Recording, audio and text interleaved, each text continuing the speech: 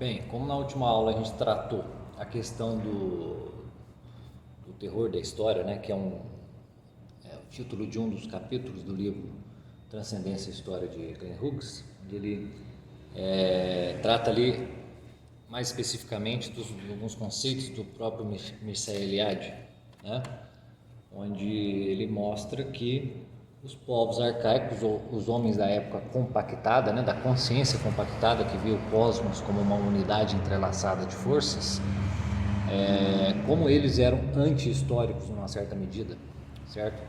Não tinha muito apreço pelos fatos históricos e buscavam sempre um retorno ao tempo dos começos, ao tempo da origem, né?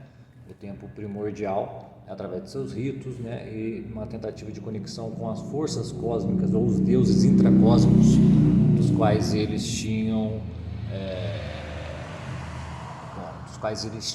vamos dizer, a ligação com um elemento transcendente, né? A forma como ele se ligava ali ao ser transcendente. Porém, a gente vê que, segundo Eric Wegelin, isso fazia parte ou constituía, né, a forma de consciência daquelas culturas cosmológicas, né, ainda compactadas. Não tinha uma diferenciação entre o ser imanente e o ser transcendente, certo? Então, o ser transcendente, embora captado, embora percebido, por ser algo inerente à natureza humana, ele não era conceitualmente ainda diferenciado ou discernido, certo? Então, o Eric Wegelin ele faz da história um elemento, né, similar à consciência humana. Então, ele tem uma ideia da história como algo que tem um estatuto semelhante, né, em alguns sentidos, uma analogia com a própria consciência humana, certo? Então, ele começa, por exemplo, a sua obra máxima, né, que são os volumes da Ordem e História, né, os 3 primeiros volumes ele tenta tratar uma série de desenvolvimento cronológico, né, em vista desses saltos no ser, né, da consciência no ser, onde sai da consciência compactada para a diferenciada. Então ele utilizava meio que uma ordem progressiva desses fenômenos na humanidade, certo? Mas depois ele, com o quarto volume, se não me engano, a Era Ecumênica, ele percebe, né, pela vastidão dos dados detectados, né, pelos estudos dele, ele percebe que não existe uma linearidade nesse desenvolvimento, certo? Mas um jogo de uma rede de diversas conexões entre esses pontos, né, da história, no sentido da consciência, do desenvolvimento da consciência. Então, ele muda um pouco a rota do seu projeto, porém ele permanece o mesmo, que é o seguinte: ele buscou, com o seu trabalho, analisar, né, os tipos de existência humana, pelo menos os principais, né, na sociedade dos homens, por meio desse exame cuidadoso, né, sobre como os seres humanos experimentavam e simbolizavam a ordem da realidade, a ordem do real, desde as civilizações mais antigas lá do Oriente Próximo até as presentes, né, vamos dizer assim. Então ele muda um pouco, mas vamos dizer, o seu projeto essencial continua o mesmo, né? Então o que ele muda? Ele muda só a tendência do padrão linear de sucessão histórica, né, para um padrão, vamos dizer, de rede, de conexões, certo? Porque ele detectou que a ordem da história é muito mais complicada, muito mais complexa, certo? Do que uma linha de desenvolvimento, né, cronológico ao longo dos períodos poderia possibilitar um entendimento. Então, essa teia de significados, uma pluralidade de pontos, né, de interseção, né, vai ser vamos dizer, a nova ênfase que ele dá à sua obra, para explicar justamente essa ligação que há entre a história e a consciência humana dentro do que? Da diferenciação do transcendente e do imanente. Então, a ordem do inteligível, né, a ordem inteligível, aliás, da história, ela não vai ser, não podemos entendê-la como uma linha de desenvolvimento progressivo ao longo do tempo, né, como uma linha só de significado ao longo do tempo, mas várias, múltiplas, né? Então vão ter avanços mais significativos, né, na consciência humana, na tentativa de encontrar a ordem ou de realizar a ordem social, a ordem existencial dentro do mundo real. Vão existir linhas diacrônicas, né, de significado, ou seja, civilizações diferentes, desconexas, existindo em tempos diferentes, em lugares diferentes, mas tendo experiências semelhantes, né? Porém, né, mesmo assim, mesmo não podendo encontrar uma linha de desenvolvimento temporal, né, contínua, né, vamos dizer, no sentido cronológico, ele mesmo afirma a existência do que? De uma constante, certo? Em história, que é a linha de significado que sempre sai do tempo e vai em direção à eternidade. Esta sim, né, vamos dizer, é a tendência geral da história quando você analisa as diferentes civilizações, certo? Então a ordem da história vai ser essa teia entrecruzada em várias épocas, em vários tempos, em várias civilizações, né, onde linhas de significado correm tanto para frente no tempo, certo? Quanto nas sociedades espacialmente distantes, né? Quanto ao período ou à base temporal daquelas civilizações, certo? E também linhas de significado que vão correr para trás no tempo, certo? Então quer dizer que nós também, de certa maneira, tentamos nos compreender ou compreender nossa situação olhando, né, no sentido histórico para o passado, para entender como os outros homens também viveram, certo? Então o Eric Wegelin, na sua obra que chama Era Ecumênica, né, a Era Ecumênica, por que tem esse nome? Porque ele encontrou os padrões de significado histórico semelhantes em diversas civilizações, em diversos tempos, etc, etc, etc. Isso constitui essa teia de significados que ele próprio chama de Era Ecumênica, certo? Então essa interconexão complicada aí de variedades históricas, né, elas explicitam o que? O modo de participação humana na realidade, certo? E o modo de participação humana na realidade é um modo de consciência e também um modo histórico. Então, onde estamos, né? Onde a história se localiza, ou onde a consciência humana se localiza, propriamente dito, entre o tempo e a eternidade. Nós não estamos nem completamente no tempo, como estão os animais, as pedras, as plantas, nem completamente na eternidade, como estão os anjos, Deus, a Virgem Maria, etc. Certo? Então, existe um caráter de intermediário na existência humana. Então, o homem, ou a consciência humana, vamos tomar aqui o homem segundo o seu caráter de contato, né, mais alto possível. Então a gente vai chamar isso de consciência. Claro que a palavra consciência ela é utilizada em vários contextos, em vários sentidos, para vários fins, mas o fim aqui ao qual nós estamos usando essa palavra é o fim que Eric Wegelin dá, no sentido de ser a consciência, aquela parte do homem onde é feito o processo de simbolização, é onde está a tensão, vamos dizer assim, entre o que é contingente e o que é necessário, né? Entre o tempo e a eternidade, entre o imanente e o transcendente, etc. Então a gente tem esse caráter intermediário que é a nossa consciência, né? Ou, né, a palavra que Platão usava, metaxia, né, que significa exatamente isso, um intermédio, né? Então a existência humana, segundo Eric Wegelin, vamos utilizar aqui a linha dele, ela é entendida como uma existência intermediária. Então esse caráter intermediário da consciência nos faz estar situados entre os modos de ser humano e o modo de ser divino, certo? E é neste local, nesta ambiência, a ambiência da consciência, que se dá o contato. E é ali que o processo de simbolização, de significação, tanto do tempo quanto da existência pessoal, etc., né, da história quanto tal, é ali que se dá. Então é na consciência, nessa metáxia, é nessa tensão é que a história é conhecida e até constituída, certo? Então a relação entre as dimensões de significado vai ser experimentada aonde? Nos dados inseridos aonde? Na consciência, certo?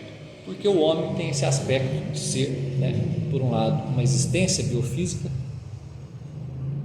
certo? Em contato com o mundo exterior, tentando resolver os problemas do mundo exterior, tentando sobreviver a esse mundo exterior e através de muito sofrimento, muito esforço, ele buscar ali conquistas dentro desse mundo, né, que em primeiro lugar a sua própria existência conservada, certo, dentro né, e a sua propagação, mas também ele está fazendo parte de uma espécie de presença fluida da consciência, certo, onde o ser, né, divino ou o transcendente ou o eterno se insinua o tempo todo, certo? É na consciência que há essa insinuação, certo? Então é nela que a dimensão, vamos dizer, finita de um significado vai ser sempre acompanhado de uma dimensão de significado último ou superior ou imperecível, que é justamente o que o homem busca,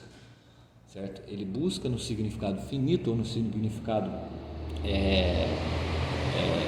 temporal aquilo que tem um valor imperecível. Isso é próprio do homem. Por quê? Porque o homem, ele é uma questão, né? O homem é este ser questionamento, esse ser que questiona, que busca saber, que deseja saber, né? O seu núcleo dinâmico, né, da sua própria consciência é esse desejo, essa busca pelo saber, certo?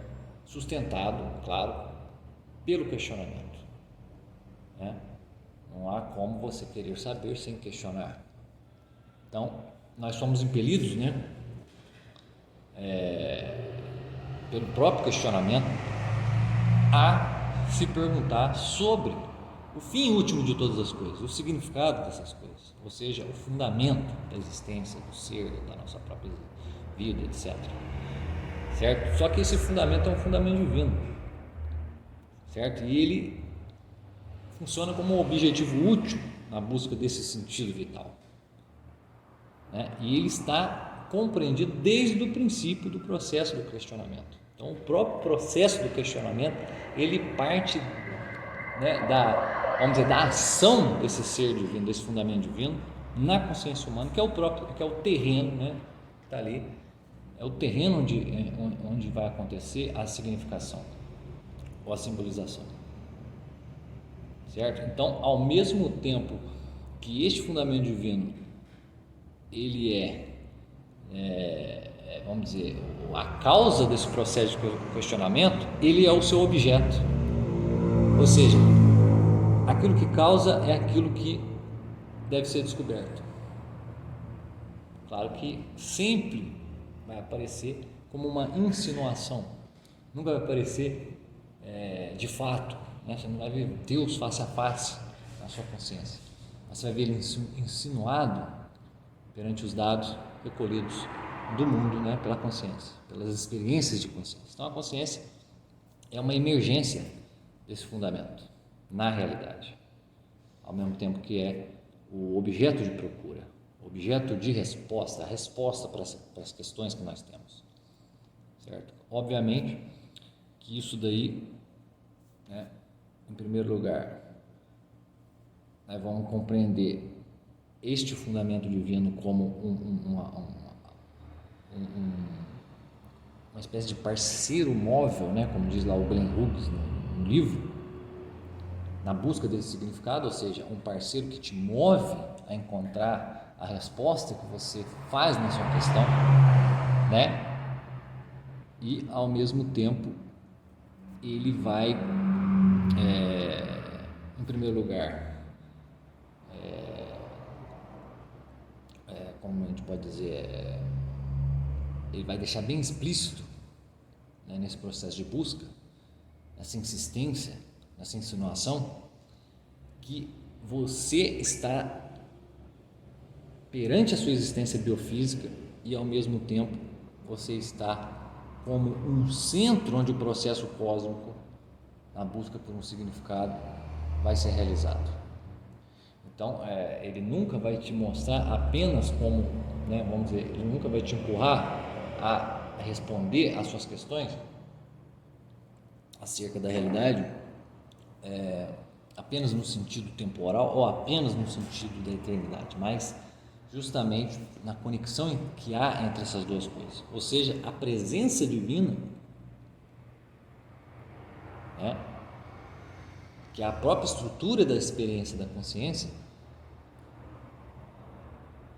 vai fazer com que a consciência humana sempre exista como uma tensão, certo? Tempo e eternidade, homem e divindade, imanência e transcendência, etc. Então a consciência é esse intermediário, meio divino e meio humano, certo? Então a principal consequência é que a própria história do indivíduo, ou a própria história da humanidade, ou a própria história do mundo, também vai ter que ser representada como um intermediário do divino e humano, certo? Por quê? Porque se o divino está, vamos dizer, empurrando o homem ao questionamento, à procura de uma resposta, e essa resposta é este mesmo que empurra o homem, é sinal que ali, no centro onde é dada a atenção, que é a consciência humana, ali está a presença divina, certo? E todos os fatos, todos os eventos da realidade, os eventos históricos que o homem pode conhecer através da sua consciência, obviamente também são aplicados pela essa divindade. Ou seja, tudo que acontece e tudo que aparece para o homem, a forma do acontecer vai ser essa história, certo? Então ela vai ter também esse caráter de metáxia, que por um lado é um processo da busca humana por uma ordem pessoal, uma ordem social, que seja natural, a busca por uma ordenação, por uma razão de ser,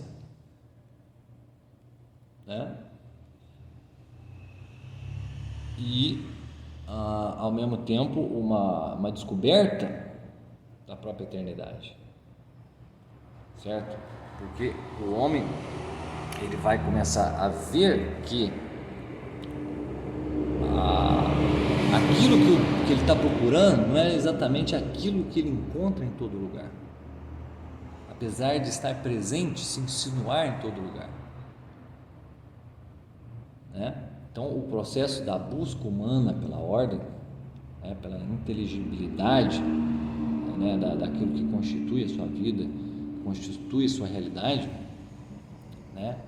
só pode ser encontrado dentro de uma fonte inesgotável de ordem e significado. Ok? Então vamos lá. Descobrindo isso, que as coisas não são, vamos dizer, divindades, mas que a divindade é uma coisa além das próprias coisas, então vai constituir a descoberta da eternidade genuína, então não vai ter uma transcendência divina que seja mundana, vamos dizer assim, como os homens cosmológicos compactados ainda tinham, Então é neste momento, quando o homem percebe isso, ele percebe que aquilo que ele está buscando, ele não pode se esgotar nas simples forças naturais, no simples conjunto do cosmos, etc, etc. Ele conceitualmente, ele percebe isso, Então vai haver esta separação entre o mundo e o além. Então a separação entre o elemento, vamos dizer, existente do elemento inexistente, que não é a mesma coisa que o nada, certo? Porque o transcendente inexistente não é o nada, ele é o transcendente inexistente, ele é uma presença. Ele diverge da presença mundana, ou seja, da presença daquilo que é limitado, daquilo que muda, né, que é mutável, etc. e tal. Então, vai existir conceitualmente, distintamente, diferenciadamente na consciência humana, uma realidade imanente e uma realidade transcendente. Que no fundo, né, aliás, chamar isso de realidade é brincadeira, né? Vamos chamar de dimensão. A dimensão imanente é a dimensão transcendente da realidade, certo? Então, o divino já passa a ser inimaginável, ele não pode mais ser correlacionado a nenhuma forma, certo? Então, essa descoberta da transcendência revela também o seu órgão de descoberta, que é a própria consciência. Então, o homem, ele passa a conhecer a sua própria consciência, ele passa a perceber, a ser consciente da própria consciência, né?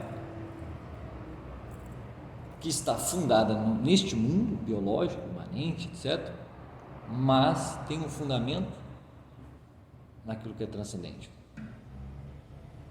Até porque senão ele não teria contato com esse transcendente, que ele acabou de destacar conceitualmente dentro de si. Então, esse caráter intermediário da consciência é ele que faz com que seja possível a captação histórica das coisas, né? Porque a história vai ter também esse caráter intermediário. Então, é ali onde a imanência e a transcendência se encontram e ao mesmo tempo não se confundem. Então, a história é isso também. Como a consciência humana, a história, ela é o ponto de contato entre o imanente e o transcendente. Então, a partir do momento que os homens começaram a conscientemente diferenciar essas noções, começa a haver uma adaptação dos próprios símbolos de linguagem, a fim de transmitir essa nova verdade, transmitir essas novas experiências, né? Tanto é que temos o termo cristão e israelita, né, que é o pneuma, né, que significa basicamente espírito, o símbolo aristotélico lá do nous, intelecto, o Atman, né, dos hindus, que é o verdadeiro eu, vamos dizer assim, e, enfim, o termo metax do Platão, né, que é o intermediário entre a realidade espiritual, né, e a realidade aqui das coisas presentes. Então começam a existir, a proliferar a existência desses símbolos da transcendência, símbolos que já não querem dizer deuses, mas querem dizer algo que está para além de todos os deuses, para além do próprio cosmos. Então a história, né, junto com a consciência, vai ter esse caráter de né, divino-humano, né? E também na história vai existir essa parceria, né, como há com o homem, né, já que o transcendente impele o homem à questão, o transcendente, ele impele o mundo à mudança. Então, essa presença divina e permanente, ela vai, né, dirigindo os acontecimentos na história, do mesmo jeito que ela dirige o questionamento na consciência, né? Então, todo o presente humano, né, todo o desenrolar do tempo, né, ele vai ter o quê? Ele vai ter um caráter de questão. Por que isso tudo acontece? De uma busca por uma resposta. Isso tudo acontece pelo medo. A resposta disso é a causa de tudo isso, certo? Que é a presença divina e permanente. Então, toda a história vai ser um processo dentro de um drama contínuo, dentro de uma teofania, dentro da manifestação divina, certo? Então ela vai ser constante e unificada em toda a história. Então só há história da humanidade dentro dessa ideia da transcendência. Olha só, ideia da transcendência, não estamos falando ainda de Deus enquanto tal, do aspecto pelo qual o homem conhece Deus, a porta de entrada para o conhecimento de Deus, né? Então a história, né, é o desenrolar também desse drama das revelações divinas ao homem, né? Como isso impacta a vida do homem, como o homem precisa mudar de vida por conta dessa realidade percebida. Então, ao se desdobrar a história, a presença divina vai também, né, de certa forma, determinando as atividades humanas no mundo, né? Então, vão existir, obviamente, eventos mais significativos dentro da história humana e outros menos, mas eles sempre vão estar o quê? Permeados pela presença divina, que tem um significado que vai para além do tempo. Nenhum símbolo pode esgotá-la, certo? E os significados estão no tempo e também para além dele. Eles vão transitar onde? Dentro desse terreno que é a consciência humana, que é onde está a história, certo? Onde acontece a história. Então a dimensão histórica da humanidade, né, não é nem temporal e nem eterna, mas é o fluxo dessa presença divina nesse intermediário, nessa metáxi, que é a consciência e a história humana. Então, identificar essas duas coisas, consciência e história, como uma encruzilhada, vamos dizer assim, entre eternidade e tempo, é o mesmo também que encontrar aí o ponto de interseção entre o movimento divino de revelação e a resposta humana, a ação humana correspondente. Então, qual seria a constante do significado histórico? Como diz Eric Weger, a linha que vai do tempo até a eternidade. Sem isso, não existe progresso. Sem isso não existe futuro, sem isso não existe unidade na história humana. Então, para a gente entender isso, a gente tem que entender que foi preciso uma descoberta explícita da transcendência. Que o fundamento divino, ele é destacado, ele é diferenciado. Certo? O homem pressentia isso era insinuado para o homem nas coisas. Mas conceitualmente ainda não havia chegado essa informação à sua consciência, e isso é importante, certo? O homem vivia ainda, segundo Eric Weger, naquelas sociedades cosmológicas, no sentido de que o cosmos era unificado e não tinha conceitualmente ainda a distinção nítida entre o que era imanente e o que era transcendente, né? Por isso eles tinham seus modos próprios aí, característicos de experimentar e simbolizar este dado eterno que ele recebe, porque ele é homem, certo? Então, quando houve a descoberta da transcendência nos locais, nos lugares, nas épocas onde isso aconteceu, isso foi assumindo também novas formas culturais, novas formas simbólicas, outros recursos de linguagem, certo? Então foi modificando também vamos dizer, este conteúdo consciente do homem. Então, a diferenciação entre tempo e eternidade teve que ocorrer, né, para que o homem tivesse a noção de que, por exemplo, a história,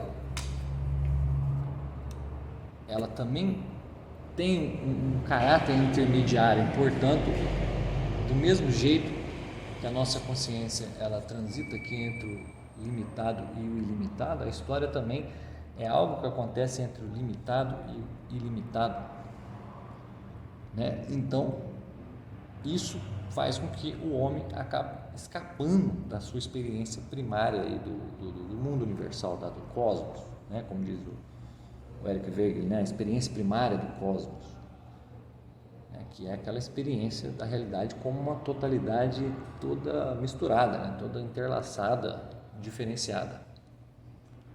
O simples fato do homem conceitualmente conseguir formular isso, perceber isso, experimentar isso, já constitui um salto no ser, né? E um salto também na história. Uma forma diferente de conceber a história, de não olhar mais o tempo como uma linearidade do passado até o seu presente, certo? Mas uma linearidade que engloba tanto o passado como o presente e uma finalidade última, certo? Então,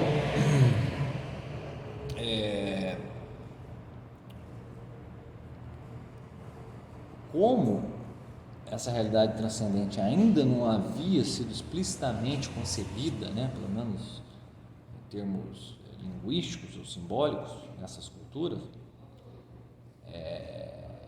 elas não tinham ainda um caráter, vamos dizer, de necessidade em relação à concepção histórica. Não tinha essa ênfase, embora elas aprendessem de certa maneira, e a prova disso é a historiogênese, que sim, faz aquele movimento de uma origem até o estado atual de uma sociedade, de uma existência, etc. Certo? Mas agora, com essa descoberta, abre-se, vamos dizer, a história como um além, né, do passado e do próprio presente, mas uma direção futura.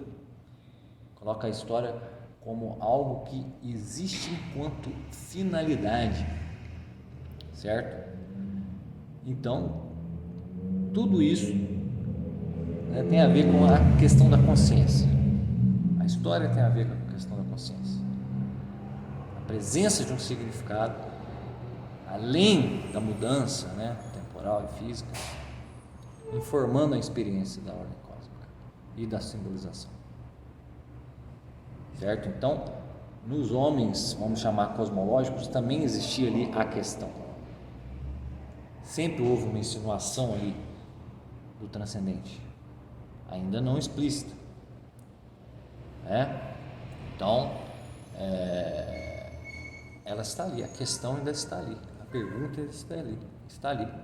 Então, na consciência cosmológica,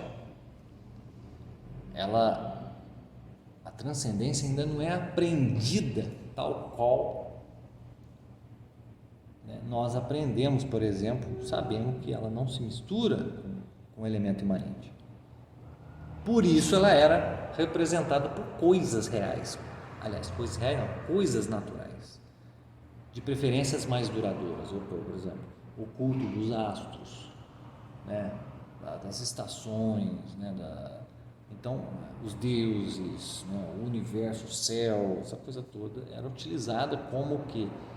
Uma forma simbólica de expressar aquilo que estava sendo captado, mas ainda não tinha sido discernido, né, de uma forma adequada ainda, né, levando em consideração a experiência que a gente já tem, né, desse salto do ser.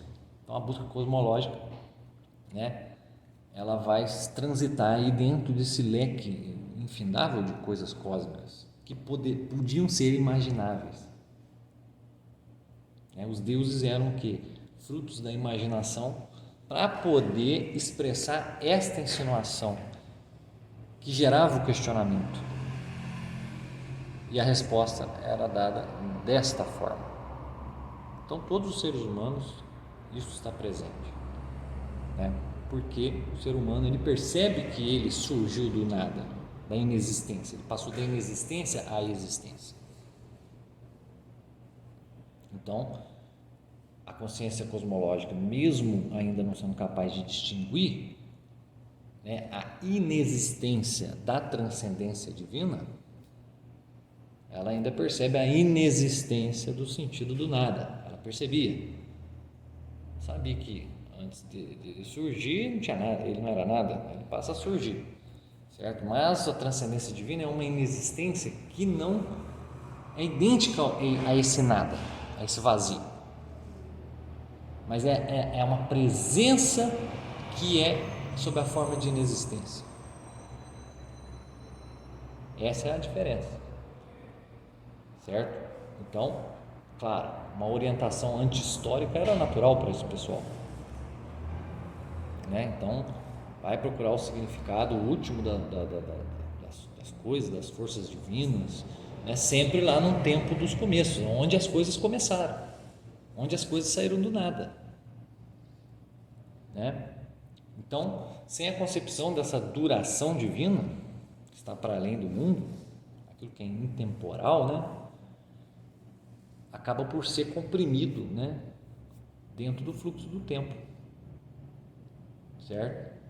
Como se aqui o cosmos por si mesmo ele começa saindo desse nada, e é esse começo aí que a gente tem que buscar, no caso da cabeça do homem cosmológico, né? Temos que retornar ao tempo dos começos e fazer aqui nossos ritos, etc, abolir o tempo, porque o tempo está indo para lá, mas nós temos que voltar ali para a origem, etc, etc, etc,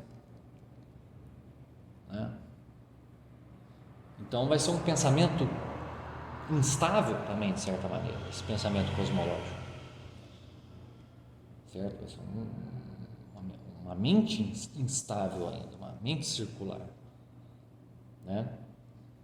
Então, toda a resposta cosmológica à questão do fundamento, da existência, da transcendência, né, ainda é velado, porque ainda está identificado com coisas existentes, coisas imanentes. Bom, assim, né, quando o fundamento divino vai começando a ser entendido como um além, que está muito acima da compreensão, da imaginação humana, né, isto começa a mudar o cenário histórico também, a concepção de história. Até porque, olha só, esse tipo de percepção, né, ela não é inerente a todas as sociedades, não aconteceu a todas as sociedades, né, não aconteceu em todas as culturas, em uma e outra que, devido a uma série de fatores, tanto, né, ao desenvolvimento da própria civilização, algumas condições que fizeram com que esta possibilidade se tornasse madura, enfim, não aconteceu em todas as civilizações, como aconteceu no judaísmo, como aconteceu no cristianismo, na Grécia, não aconteceu, né? As diferenciações que houveram também tinham, né, particularidades como o grau de profundidade, a sua intensidade, etc, etc, etc. O Eric Wegener ele vai falar que isto aconteceu de forma mais acentuada ou mais radical, que é o termo que ele usa, na cultura grega e na cultura judaico-cristã. Então, Israel, a Grécia, ali a diferenciação foi a mais radical de todas, certo?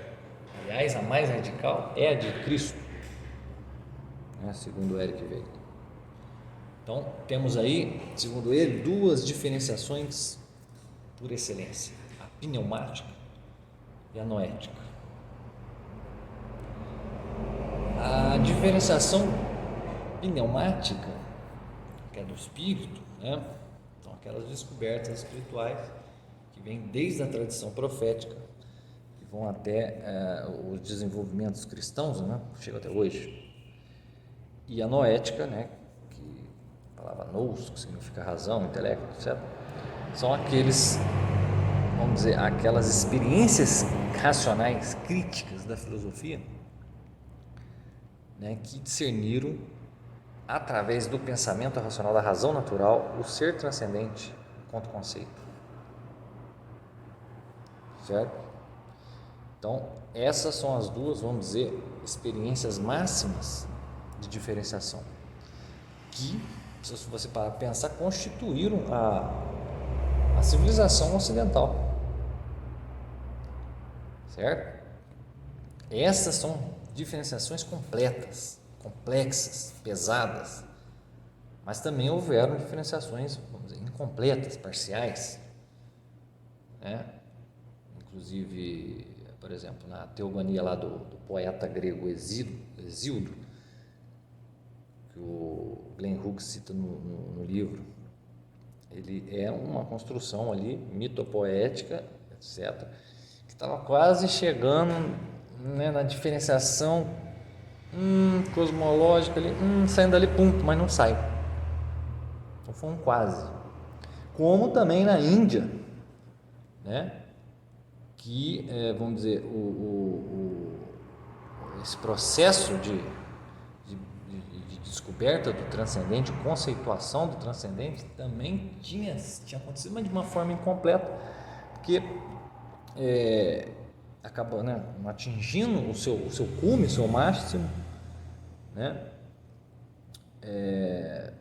porque ainda via no universo, né, como algo, vamos dizer, sem fim, como algo que se estende por indefinidamente, embora haja ali o transcendente ele está também no universo, no sentido de que o universo ele não é completamente destacado, ele é destacado, mas nem tanto, certo? Então, o máximo da diferenciação é Grécia e civilização judaico-cristã, né? Um fenômeno, né, que o Wegener chama de epocalismo, né, ele explica um pouco isso. Por quê? Por que isso não aconteceu de forma máxima na Índia e aconteceu nas culturas gregas, cristãs e judaicas? Vamos falar disso depois que eu fumar o meu cigarrinho aqui, tá?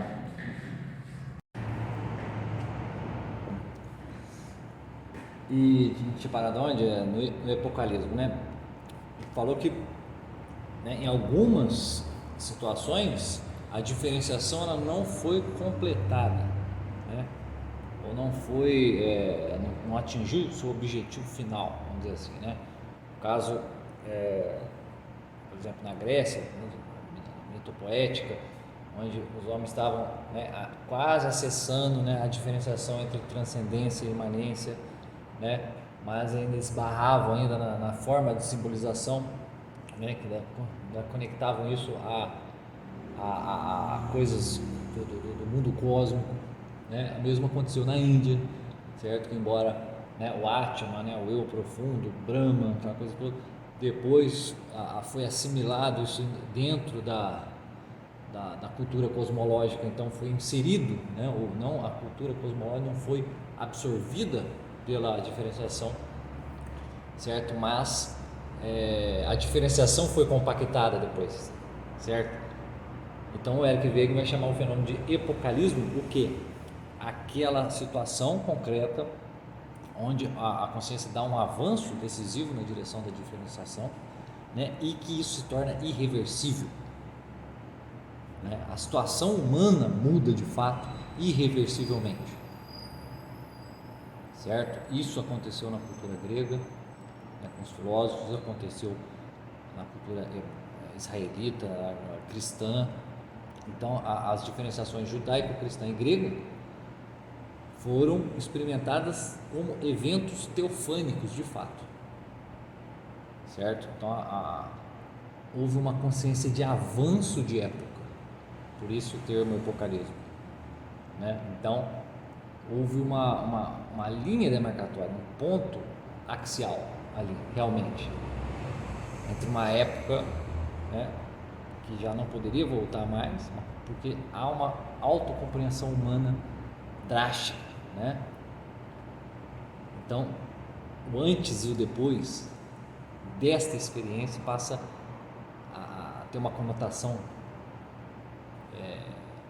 bastante forte, né? E isso acaba por dotar aquela sociedade em questão, né, e o próprio mundo, né, do qual ela faz parte, com uma direção histórica bem definida, certo? Então, os ganhos que houveram, por exemplo, na cultura grega, noções de tempo, eternidade, a própria história, né, começaram a se expandir dentro do pensamento ocidental. Da mesma forma, a revelação do Cristo, né, a encarnação do Verbo, tudo isso né, constitui, né, o fundo de base da cultura ocidental. Então, a realidade divina, ela é algo que transfigura a realidade do mundo, na consciência humana, na história, certo? Ela penetra e transfigura o próprio mundo, certo? E dá a ele uma direção histórica nesse processo de transfiguração, né? Em vista de uma glória imperecível em Deus, o Deus que criou, o Deus dos primórdios, certo? Então, a base do sentimento histórico, a base da consciência histórica, está relacionada diretamente na diferenciação do elemento transcendente para o elemento imanente. Esta é a relação entre transcendência e história, né? Então, você vê que que o Wegener fala muito, né, no livro é sobre o apóstolo Paulo, né? Então, com a ação paulina, vamos dizer assim, a escatologia, né, o fim último, passa a ser algo necessário para complementar o significado do movimento universal, do movimento das coisas. Então, o movimento das coisas só faz sentido dentro do processo pelo qual um fim último é estabelecido para todas as coisas, todos os movimentos, né? Então, estes movimentos só fazem sentido se eles tiverem uma conclusão onde? Num evento escatológico, né? Outra coisa que o Eric Wegener vai deixar bem claro é que uma das principais características, né, dessa diferenciação judaico-cristã é que ela remove, né, aqueles últimos vestígios cosmológicos acerca da autoperpetuação criativa do universo físico, do universo temporal, espacial, etc. Né? Então, quer dizer, não há nada de novo aqui neste universo enquanto tal, mas o que há de novo é inserido pela realidade transcendental, né? Então, tudo que acontece no universo, né, não é causa de uma, vamos dizer, uma perpetuidade própria do universo, mas uma perpetuidade própria daquele que está para além do universo. Então, o universo deixa de ser um simples processo e ele passa a ter o estatuto de história, certo? Então, o universo passa a ser uma narrativa de Deus para o homem, uma narrativa, que é a história, para o homem na sua consciência, certo? Além do que, a transfiguração exercida por esse Deus no mundo através da história, ela não vai se dar apenas no âmbito social, no âmbito pessoal, cultural, mas vai se dar no âmbito da transfiguração, no âmbito do próprio mundo enquanto tal. Um fim do mundo, um fim de todas as coisas, uma transfiguração de todas as coisas. Então, o fim desse nosso sofrimento temporal, né, é a transfiguração na glória divina e imperecível, certo? Isso daí veio para nós, claro, através da revelação cristã, a revelação judaico-cristã, né? Vamos dizer, a linha profética até a revelação do Cristo, né? A encarnação do Verbo, certo? Os evangelhos e tudo mais, toda a história da igreja, e também aquilo que nós absorvemos do contributo grego, noético, né? Da sua crítica racional, né? E conceitual, que encontrou também uma expressão do transcendente, uma simbolização, uma significação da ordem transcendental. Então, há nisto um avanço histórico, né? que só pode ser chamado de avanço no sentido de uma significação eterna. É aquilo que nós chamamos aqui no nosso trabalho de história sintética. A história que está presente para nós na consciência, né, que tem a sua dimensão natural, pessoal e inclusive formal, porém que está unificada e simples na divindade, ou seja, no Deus, né, que nós queremos ser Pai, Filho e Espírito Santo. Obviamente que, para finalizar aqui, o assunto da próxima aula vão ser as deformações na compreensão humana da relação entre a existência histórica e este significado eterno, né? Existem deformações acerca disso, certo? O homem ele tem essa experiência, ele tem esse avanço, esse salto, porém, né, a sua autocompreensão dessa relação entre história e o símbolo eterno, né, que é o que eu chamo aqui de história sintética, o que está lá em Deus, né, que nós podemos acessar aqui de forma apenas aproximativa, nunca idêntica, sempre análoga, né, e também gera as suas deformações. Então a gente vai tentar ver quais são essas deformações segundo aí a obra de Glenn Hughes, né? Vou tentar se aproximar aí desse fato. Mas o que a gente pode concluir disso tudo é o seguinte, né? História e consciência têm essa similitude de ser, né, um intermediário entre o mundo temporal e o mundo eterno, entre o mundo contingente e o mundo necessário, entre o imanente e o transcendente, certo? E é dentro da consciência humana, né, que surge, né, o questionamento sobre a base do significado, sobre a base do sentido, da ordem da realidade. E esse questionamento é impulsionado pelo parceiro móvel, ou seja, pelo elemento transcendente divino que empurra o homem na direção de encontrar uma resposta para a sua existência e para a ordem da sua existência e para a ordem de tudo que há. E o homem, na medida que ele avança nessa busca desse questionamento, ele se aproxima do quê? Da própria causa do seu questionamento. O objeto do seu questionamento, a resposta para o seu questionamento é justamente aquela força que impele o homem ao questionamento, certo? E como esta força, como essa divindade faz isso? Através da história.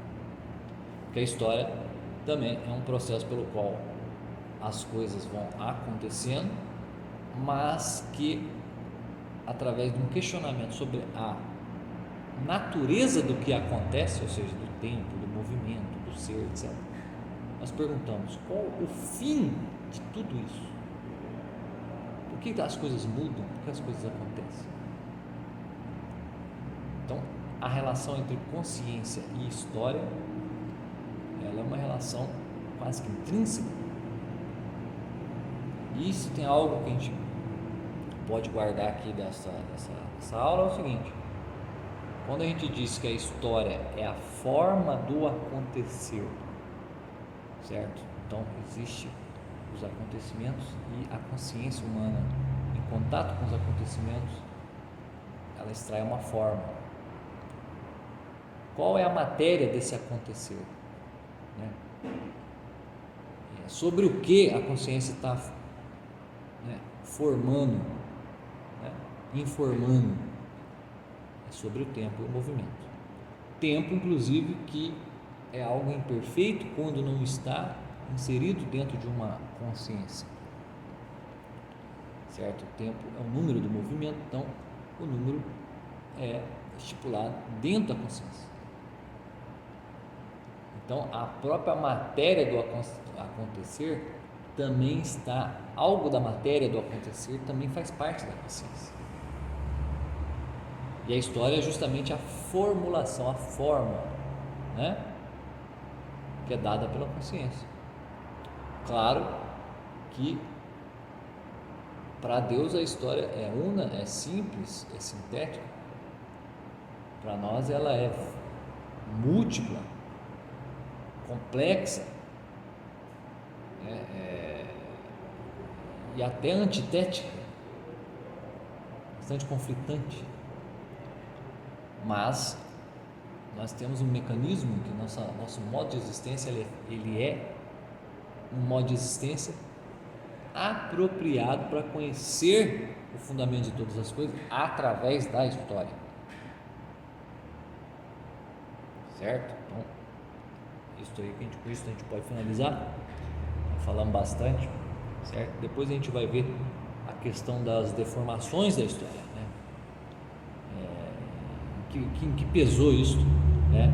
Nas relações aí entre história e existência histórica e significado último de todas as coisas, o eterno, certo?